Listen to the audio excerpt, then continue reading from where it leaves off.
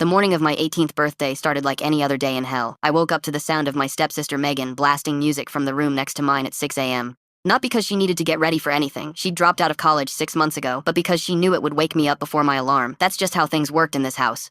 I dragged myself out of bed and headed to the bathroom, only to find the door locked. Brian's voice boomed from inside. "Find another bathroom, Hunter. This one's occupied." There were 3 bathrooms in this house, my grandfather's house, but Brian had claimed the master bathroom as his personal domain, and Megan had taken over the guest bathroom downstairs. That left me with the small powder room by the kitchen that barely had space to turn around. As I made my way downstairs, I caught sight of my mother in the kitchen, making breakfast. Not for me, of course. She was preparing Brian's favorite, eggs Benedict, with freshly squeezed orange juice. The smell of hollandaise sauce filled the air, making my stomach growl. I hadn't had a proper breakfast made for me since I couldn't even remember. "Morning, Mom," I said, grabbing a piece of bread from the counter. She didn't look up. "Brian doesn't like when you eat before he's had his breakfast, Hunter. You know that." I stared at her for a moment, waiting for her to remember what day it was. Waiting for even a flicker of recognition. Nothing. She just continued whisking the sauce, her movements mechanical, practiced. This was the woman who used to wake me up with birthday pancakes shaped like my age. The woman who would sneak into my room at midnight just to be the first to wish me happy birthday. That woman died the day she married Brian 3 years ago. I spent most of the morning in my room, working on college applications. I'd been accepted to State University with a partial scholarship, but I was still trying to figure out how to pay for the rest. Brian had made it crystal clear that he wouldn't be contributing a dime to my education. "Real men work for what they want," he'd say, conveniently forgetting that Megan's failed semester at community college had cost thousands.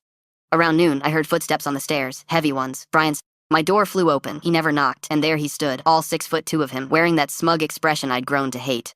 "We need to talk," he said, but the way he said it, I knew this wasn't going to be a conversation. This was going to be a declaration. I followed him down to the living room where my mother sat on the couch, her hands folded in her lap, eyes fixed on the floor. Megan lounged in my grandfather's old leather chair, the one nobody was supposed to sit in, smirking like she knew something I didn't. Brian stood in the center of the room like he owned the place. "Hunter, you're 18 now. You're a man." He said the word man like it was something dirty. "And men don't live off other people's charity." I felt my heart start to race. "What are you talking about?" "I'm talking about the free ride ending, today. You've got until 6 o'clock to pack your things and get out of my house." My house. He called it his house. The house my grandfather built with his own hands. The house where my father taught me to ride a bike in the driveway. The house where every good memory of my childhood lived. "Mom?" I turned to her, desperate. "Mom, please." She finally looked up, and for a second, I thought I saw something in her eyes. Regret, guilt, but then she spoke, and her words cut deeper than any knife could. "Brian's right, Hunter. You need to learn to stand on your own feet. It's what's best for you." I stood there for what felt like hours, but was probably only seconds, trying to process what was happening. My own mother was agreeing to throw me out, on my birthday, from my grandfather's house. "This is insane," I said, my voice shaking. "Where am I supposed to go? I don't have any money. I don't have a job. I'm still in high school." Brian laughed, actually laughed. "Should have thought about that before you decided to coast through life. Megan's going to need your room anyway. She's starting her online business." Megan's online business. She meant her makeup tutorials that nobody watched. She needed my room, the room I'd lived in since I was born, for her ring light and iPhone. "You can't do this," I said, but even as the words left my mouth, I knew they could. What was I going to do? Call the police? Tell them my parents were kicking me out? I was 18, legally an adult. I went back to my room and started packing. What do you take when you're being forced to leave your entire life behind? I grabbed clothes, my laptop, the photo album my dad had made before he died. My hands were shaking so bad I could barely zip the duffel bag. As I was packing, I heard Megan outside my door. "That room's going to look so good in pink," she said loud enough for me to hear. "I'm thinking fairy lights, maybe a vanity by the window."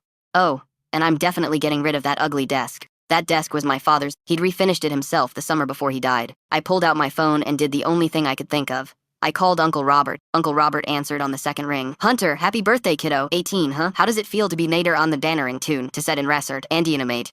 "Uncle Rob," I interrupted, my voice cracking. "Brian's kicking me out. They're making me leave." There was silence on the other end. Then, "What do you mean they're kicking you out?" I explained everything, the words tumbling out in a rush. Brian's announcement, Mom's agreement, the 6 o'clock deadline. With each word, I could feel Uncle Robert's anger building through the phone. "That son of a..." He caught himself. "Where are you now?" "Still in my room. I'm packing." "Stop packing. Don't take another thing. I'm on my way." "Uncle Rob, I have to," Brian said. "I don't give a damn what Brian said. That house. Hunter, do you know whose name is on the deed to that house?" I paused. "Brian's? Mom's?"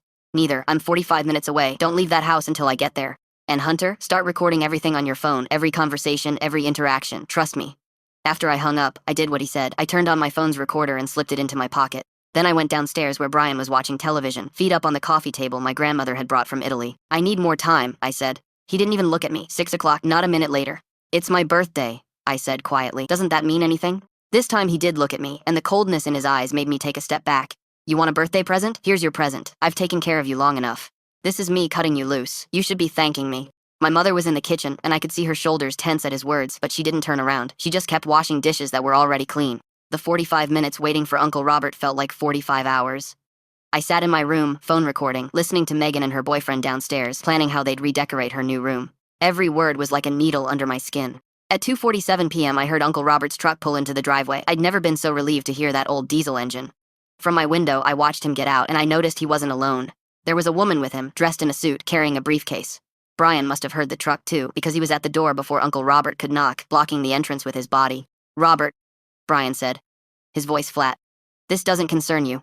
"My nephew being thrown out of his own house doesn't concern me?" Uncle Robert's voice was calm, but I knew that tone. It was the same tone he used right before he'd laid out my mom's ex-boyfriend, who'd hit her once when I was 10. "My house," Brian corrected, "and he's 18, time to leave the nest." The woman with Uncle Robert stepped forward. "Mr. Morrison, I'm Patricia Hawkins, attorney at law. I represent Hunter Campbell in matters regarding the estate of William Campbell." Brian's face went pale. "What estate?" "Perhaps we should discuss this inside, Miss," Hawkins said, though it wasn't really a suggestion. They all moved to the living room. I came downstairs, my phone still recording in my pocket. My mother emerged from the kitchen, dish towel in her hands, her face confused. "What's going on?" she asked. Uncle Robert looked at her with something between pity and disgust. "Sarah, did you really think Dad would leave this house to you after you remarried, after everything?" My mother's face went white. "The house is in my name. I'm his daughter." "You are his daughter," Uncle Robert said, "but the house was never in your name, not fully. Dad set up a trust, a very specific trust." Miss Hawkins opened her briefcase and pulled out a thick folder of documents. "Mr. William Campbell established an irrevocable trust before his death. The house was to remain in trust until Hunter Campbell reached the age of majority, 18 years old. At that point, full ownership would transfer to Hunter, with his mother, Sarah Morrison, formerly Campbell, maintaining right of residence only under specific conditions." "What conditions?" my mother whispered. "Primary among them," Miss Hawkins continued, "that Hunter's welfare and residence in the home be maintained until he chooses to leave of his own accord or until he completes his education, whichever comes later." Brian stood up so fast his chair fell backward. "This is bullshit. We've been paying the taxes, the maintenance, everything." "With money from Hunter's trust fund," Uncle Robert said, "the same trust fund you've been stealing from for 3 years." The room went silent. Even Megan had stopped smirking. "We haven't stolen anything," my mother said, but her voice was weak. "That money was for household expenses." "Household expenses?" Uncle Robert pulled out his own phone. "Like Brian's new truck, Megan's failed semester at college, your trip to Cabo last Christmas while Hunter stayed here alone?" I felt like the floor had disappeared beneath me. "There was money? For me?" Miss Hawkins nodded. "Your grandfather set aside a substantial education fund. It was supposed to be managed by your mother for your benefit. We've been investigating the misuse of these funds for several months now." "You've been spying on us?" Brian stepped toward Uncle Robert, his fists clenched. "No," Uncle Robert said calmly. "Hunter's bank sent us statements when they noticed unusual withdrawal patterns. As the secondary trustee, I had a responsibility to investigate." My mother sank onto the couch, her face in her hands. "I didn't know. Brian handled the finances. I didn't know." But I could tell from her voice that she did know. She had always known. "Here's what's going to happen," Miss Hawkins said, her voice cutting through the tension like a blade. "As of 3 p.m. today, approximately 13 minutes ago, Hunter Campbell became the legal owner of this property. Mr. and Mrs. Morrison, you are now trespassing." "You can't be serious," Brian said, but his voice had lost its edge. He looked scared now. "Furthermore," she continued, "attempting to evict a minor from their legal residence constitutes child endangerment. Hunter turned 18 at 3 p.m. When you told him to leave this morning, he was still 17. We have documentation of this conversation thanks to some very helpful text messages Megan sent to her friends, bragging about getting Hunter's room." Megan's face went red. "You went through my messages?" "Your public social media posts," Miss Hawkins corrected, "including the video you posted an hour ago, standing on the balcony saying, and I quote, 'That room's mine tomorrow. Happy birthday, Hunter.'" Uncle Robert looked at me. "Hunter, this is your house now, your decision. What do you want to do?" Everyone was looking at me. Brian, red-faced and sweating, Megan no longer smirking, looking actually afraid, and my mother, still not meeting my eyes, tears streaming down her face. "I want them out," I said, and my voice was stronger than I expected. "All of them." "Hunter, please!" My mother finally looked at me. "I'm your mother. I made mistakes, but I'm your mother." "You were my mother," I said, echoing Uncle Robert's earlier words. "A mother protects her child. A mother doesn't stand by while someone throws their kid out on their birthday. A mother doesn't steal their child's future to fund her new family's lifestyle." Brian lunged at me then. It happened so fast I didn't have time to react, but Uncle Robert did. He stepped between us, catching Brian's fist in his hand. "Touch him and I'll have you charged with assault," Uncle Robert said calmly. "And trust me, with your record, you don't want that." "Record?" I looked at my uncle, then at Brian, who had gone pale again. "Oh, Hunter didn't know about your record, Brian?" Uncle Robert smiled, but it wasn't a pleasant smile. 2 arrests for domestic violence with your first wife. Charges dropped both times, but the records remain. Is that why you moved 3 states away? Fresh start?" My mother gasped. "You said she was lying. You said she made it all up." "And you believed him," Uncle Robert said to her, "just like you believed him when he said Hunter was being dramatic about being mistreated. Just like you believed him when he said the money from the trust was legally yours to use however you wanted."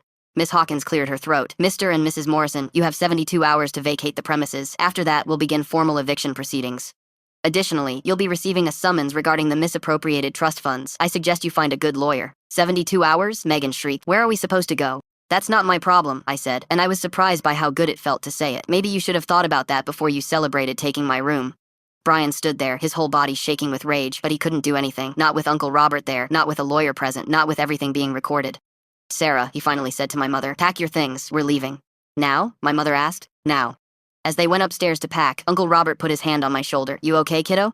I don't know, I said honestly. I thought I'd feel better. I just feel empty.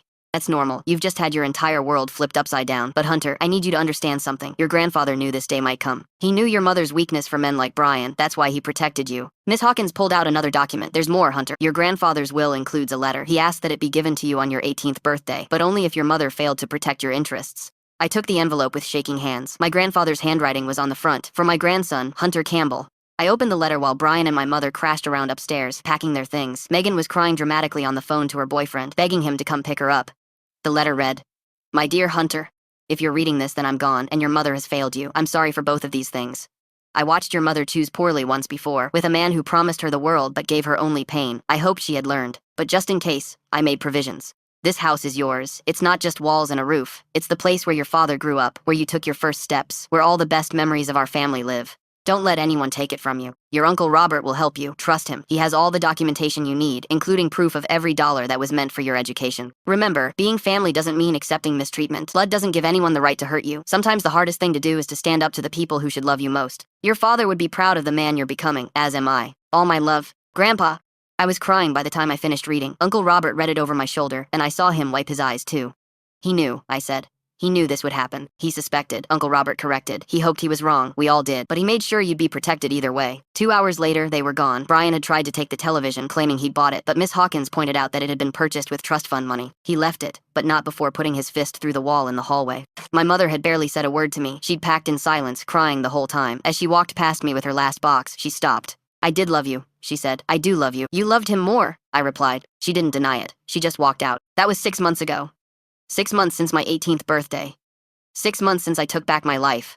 The house is quiet now, but it's a good quiet, a peaceful quiet. Uncle Robert helped me fix the hole Brian put in the wall. We repainted the rooms, removed all traces of them.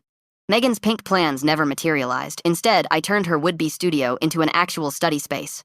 I'm in college now, using the money my grandfather had set aside for me, the money that wasn't stolen anyway. Miss Hawkins is working on recovering the rest, but she says it could take years. That's okay, I have what I need. My mother has tried to contact me several times. She's left voicemails, sent letters. Brian left her 2 months after they moved out. Apparently, without access to my trust fund, he had no reason to stick around. She's living with Megan now in a small apartment across town. Last week, she showed up at the door. Uncle Robert had warned me she might come by. I almost didn't answer, but something made me open the door. She looked older, tired, defeated. I'm not asking to come back, she said. I know I don't deserve that. I just wanted to say I'm sorry, and to give you this. She handed me a small box. Inside was my father's watch, the one I thought had been lost years ago. Brian sold it, she said. I bought it back from the pawn shop. It took me months to find it, but it belongs with you. I took the watch but didn't invite her in. I couldn't, not yet, maybe not ever. Thank you, I said. She nodded and turned to leave, then stopped. Hunter, you did the right thing, making us leave. I couldn't protect you, but you protected yourself. Your father would be proud. As I watched her walk away, I realized something. Sometimes the family you're born into isn't the family you're meant to keep. Sometimes home isn't about who lives there with you, but about protecting the space that's truly yours. Uncle Robert comes by every Sunday for dinner now. We cook together in the kitchen where my mother once made breakfast for everyone but me. He's teaching me all of Grandpa's recipes, telling me stories about my father I'd never heard. You know what the best revenge is? He asked me last week. Living well, I guessed. No, he said. It's living authentically. It's refusing to shrink yourself to make others comfortable. It's taking up all the space you deserve. So that's what I'm doing, taking up space in my own house, living authentically, and for the first time in years, I'm not apologizing for existing. Some people say I was cruel to kick out my own mother. Others say I should have been more forgiving. But here's what I learned. Forgiveness doesn't mean giving people the opportunity to hurt you again. Love doesn't mean accepting mistreatment. And sometimes, the bravest thing you can do is choose yourself, even when everyone expects you to choose them. This house is mine now, not just legally, but in every way that matters. It's my sanctuary, my inheritance, my future. And nobody, not even the woman who gave birth to me, has the right to take that away. My grandfather was right. My father would be proud, and for the first time since he died, so am I.